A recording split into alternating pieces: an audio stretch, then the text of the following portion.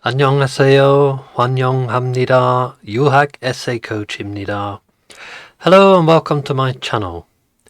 Today we're looking at a personal statement from a student who got into Johns Hopkins University. The essay, entitled Korean Sticky Notes, is featured on the Johns Hopkins website. Before we dive in, I recommend downloading and printing the essay so you can follow along more easily. Take a few minutes to read it first. This will help you see the show don't tell technique in action as we go through it together. There are many reasons why this essay stands out. Its structure, storytelling, and writing style all contribute to its strength. In this video, we'll focus on one key technique: show, don't tell. You may have heard this phrase before, but what does it actually mean? Simply, it's about describing a situation instead of just stating it.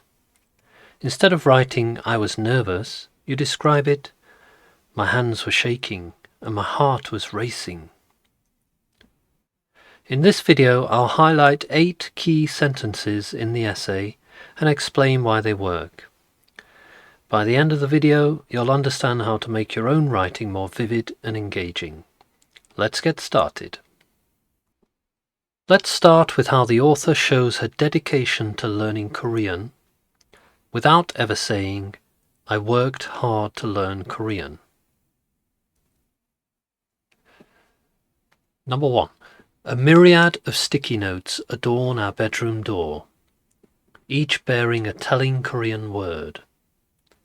Opening the door, I repeat them aloud. So, instead of telling us, "I worked hard to learn Korean," the author is showing us her effort through a vivid image, sticky notes covering the door, and her repetition of words. So she creates a scene, and we can picture the sticky notes and hear her practicing. This makes her experience feel real and engaging for the reader.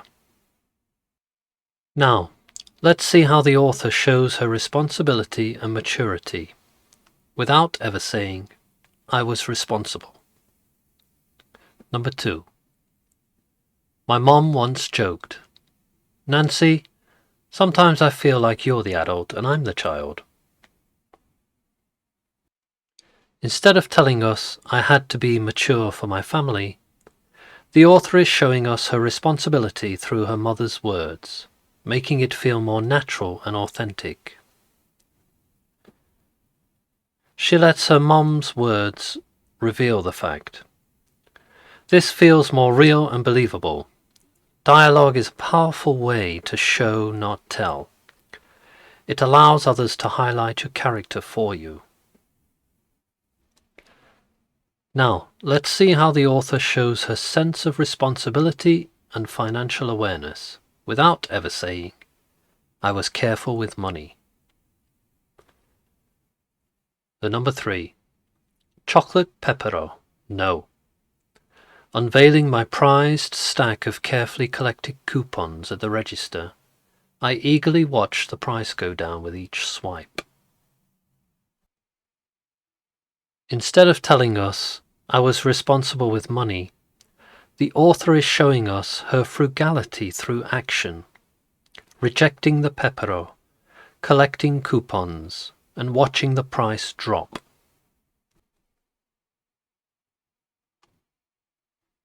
This moment is powerful because we experience it with her. Instead of saying, "I saved money," we see her hesitation over the pepero, the careful collection of coupons, and the excitement of watching the price go down. The phrase "chocolate pepero no" is short but impactful, immediately showing her self-control. Her frugality is clear, not because she tells us, but because we witness it in action. Okay, let's move on to the 4th example. Now, here's an example of how the author shows frustration and struggle without simply saying, "I struggled with my Korean." Number 4. My mouth went dry, unable to find the Korean words and phrases to express myself. Instead of telling us I struggled with my Korean, the author is showing us her frustration through physical reactions, her dry mouth and hesitation. She never directly says, I was frustrated that I couldn't speak Korean well. Instead, we feel it through her dry mouth and silence. This is much more powerful than just writing, I forgot how to speak Korean. Because we've all experienced moments where words don't come out. This technique makes her struggle feel real to the reader. Number 5. Now, let's look at how the author makes her language learning journey feel personal and vivid, without simply saying, I worked hard to learn Korean. Number 5. Starting with the basics, I listened to songs much too young for my age. Pororo's catchy lyrics ingraining the Korean alphabet into my mind. So here, instead of telling us, I worked hard to learn Korean, the author is showing us her learning process through a fun and specific detail. Listening to Pororo songs meant for little kids. Rather than just saying I worked hard to learn Korean, we get this funny and memorable moment, an older kid learning through toddler songs. This small and specific detail adds personality and makes her experience feel real and engaging. Okay, number 6. A great essay shows change over time.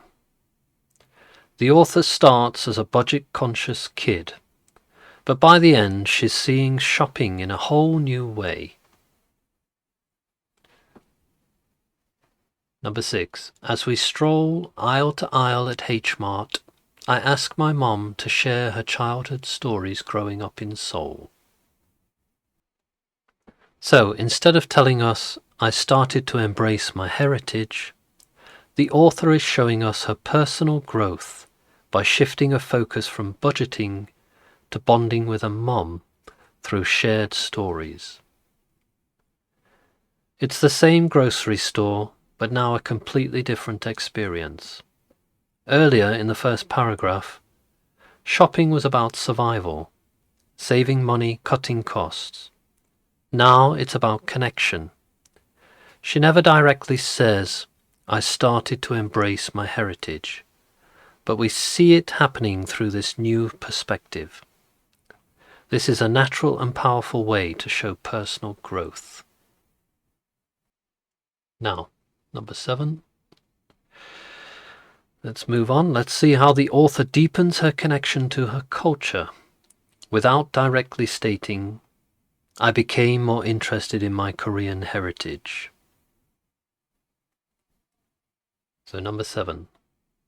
I find myself racing through the aisles, eager to see more of her world through Kyoho grapes, dried squid, and advertisements of 80s manhwa cartoons. So, instead of telling us I became more interested in my Korean heritage, the author is showing us her growing connection to her culture through sensory details, seeing, tasting, and remembering familiar pieces of Korean life. Look at how the details bring this moment to life. Kyoho grapes, dried squid, old school manhwa ads. Instead of simply saying, I embraced my culture, we see it happening through her excitement and curiosity. This is a great example of how sensory details make writing more vivid and personal. Now, let's look at how the author ends her essay with a meaningful metaphor. Number 8. Without simply stating, this experience changed me. Number 8. Now I continue to navigate the aisles of life, determined to step beyond my role as a financial advisor. Instead of telling us, "This experience changed me," the author is showing us her growth through the metaphor of navigating the aisles of life, connecting back to the grocery store theme. This is a clever and natural way to end the essay. The end mirrors the beginning. Instead of writing, "This experience changed me," she uses a metaphor that ties back to the beginning. She started by navigating H-Mart, but now she's navigating the aisles of life. This makes the ending feel complete and reflective without being forced.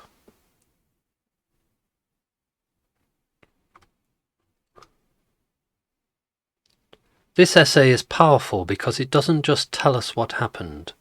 It makes us see, hear, and feel the experience. Try this in your own essay. Read through your writing and ask yourself, am I showing or telling? If you can make the reader experience your story, your essay will stand out. If you found this helpful, subscribe for more Common App essay tips.